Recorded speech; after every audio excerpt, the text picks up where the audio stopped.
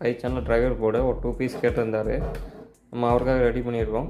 சப்ளைன்னு பார்த்தீங்கன்னா நீங்கள் 24/0/24லேருந்து ஒரு 45/0/45 வரையும் நீங்கள் டிசி இன்புட்டாக கொடுத்துக்கலாம். ஓகேங்களா? ஒரு 10 ஃபெட்டு, அதாவது ஐஆர்எஃப் சீரிஸில் யூஸ் பண்ணிக்கலாம். நீங்கள் ஐஆர்எஃப் 150, 250, 450 கூட யூஸ் பண்ணிக்கலாம். அடுத்து பார்த்தீங்கன்னா சபுபதி போர்டு. இது வந்து டியூல் சப்ளை, இது வந்து சிங்கிள் சப்ளை. ஓகேங்களா? இன்றைக்கி ஒரு கஸ்டமருக்கு போகுது.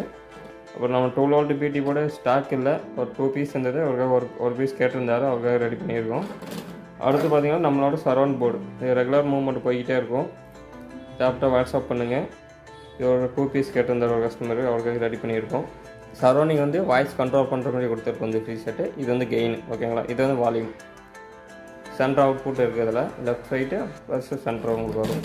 ஓகேங்களா? அப்புறம் பார்த்தீங்களா இன்னொரு கஸ்டமர் பார்த்தீங்களா நம்ம 24 volt single supply 4 Fed stereo board கேட்டிருந்தார் வித் பிடிஓட, அவருக்காக ரெடி பண்ணியிருக்கோம்.